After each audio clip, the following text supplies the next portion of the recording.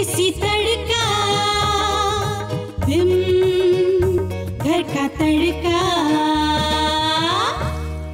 Welcome bank. Break के बाद बहुत बहुत स्वागत बा विम घर का तड़का में, और हमनी के आगल बानी सबसे खास सेगमेंट खान पान में। रवा लोग के बता दी कि ब्रेक से पहले हमनी के पहला सेगमेंट देसी छौका में विभा जी बनौली एकदम पारंपरिक देसी धुसका, और दूसरा सेगमेंट किचन क्वीन के पसंद में बनल आलू के हलवा। ये सब यहाँ पर परोसल गइल बा। और विभा जी साथ में कुछ और भी बात डोंगा में बताएं। आलू चना के सब्जी के बिना धुसका यदि रही तो आनंद ना दी। तो आलू चना के सब्जी के बिना धुसका अधूरा बा। हमने एकदम तैयार बानी एकर मजा लेवे खातिर। और ई सेगमेंट जौन हा खान पान, एके मजा तभी आवेला जब पूरा परिवार और खान पान के शौकीन लोग हमने के साथ बैठे ले। इनकर परिवार सबसे मिलवा दी विभा जी। सबसे पहले तो हमारे घर के जो बुजुर्ग बानी, यहाँ पापा जी बैठल बानी, श्री सच्चिदानंद पांडे जी, प्रणाम। और फैमिली फ्रेंड बानी आरपी सिंह जी, देखिए हमारे पति देव के साथ में सर्विस करीला। नमस्ते। वो हमारे बेटा है। अच्छा। वो देवर है हमारे जी। और नीरज सिंह जी हमनी के पहले ही मिल लेनी। विभा जी हमरा साथे सबके मुंह में पानी आ रहल बा, तो बहुत देर हो गई, शुरुआत कर जाओ।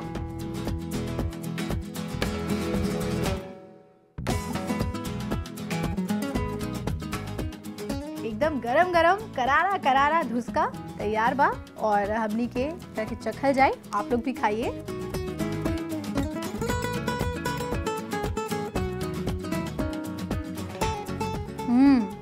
बहुत करारा चटपटा, और सब्जी के तो जवाबे नहीं के। बहुत बढ़िया सब्जी बा, एकदम लजीज।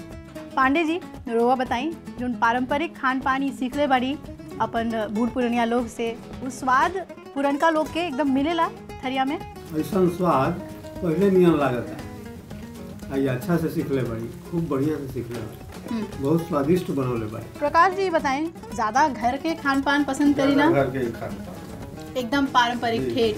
सेहत के हमने के बात करेली, वो तो भाई पारंपरिक खान पान में ही मिलेला।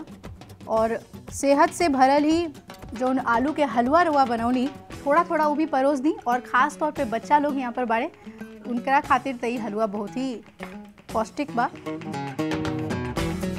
वाह, हलवा हमारे थाली में आ गई। एकरा के देख के एकदम ना लाग रहल बा कि आलू के बनल बा। आलू के हलवा इस तरह से बन सकेला, इतना लजीज, बहुत बढ़िया स्वाद। विभा जी जौना तरह से आज ये देसी व्यंजन रुआ बनौली, और दर्शक लोग के ये भी बता देनी कि भाई हमनी के परंपरा कितना बढ़िया बा और कितना स्वाद बा हमनी के खान पान में। एकदम यादगार रहे सब कुछ, बहुत बढ़िया लागल। आई देखी ये में से बा हमनी के आज के एवरेस्ट मसालेदार मोमेंट ऑफ द डे। ऐसा स्वाद पहले नियन लागत है, अच्छा से सीखले बड़ी, खूब बढ़िया से सीखले बड़ी, बहुत स्वादिष्ट बनौले बड़ी।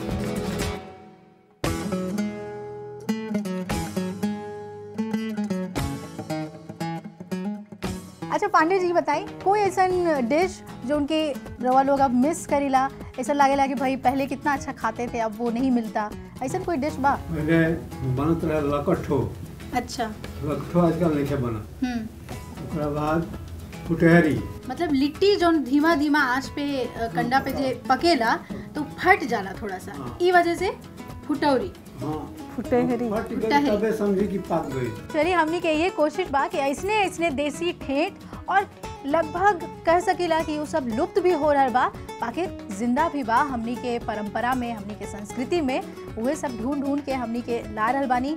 और विभा जी बहुत बहुत शुक्रिया हमनी के भोजपुरिया दर्शक के देसी हमनी के जिन खान पान बा ओकरा से रूबरू करावे खातिर बहुत मजा आए। बहुत बहुत धन्यवाद जो कि एकरा खातिर हमरा रुआ मौका देनी।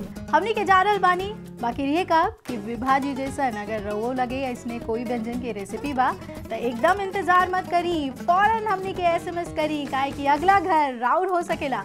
SMS करी GKT स्पेस दी, अपन नाम, एड्रेस और फोन नंबर लिख के भेज दी 560069 पर।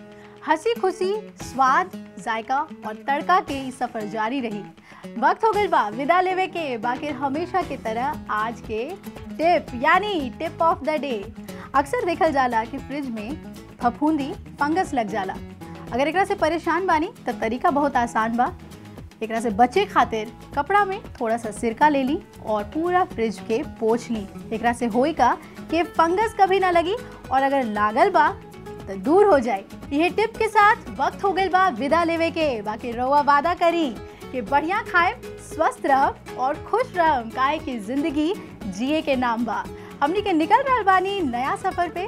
उत्तर प्रदेश, बिहार और झारखंड के पारंपरिक व्यंजन लेके फिर से हाजिर हो अगला एपिसोड में। रउआ लोग देखत रही विम घर का तड़का, जहां जारी बा तलाश देसी छौंका के। नमस्कार।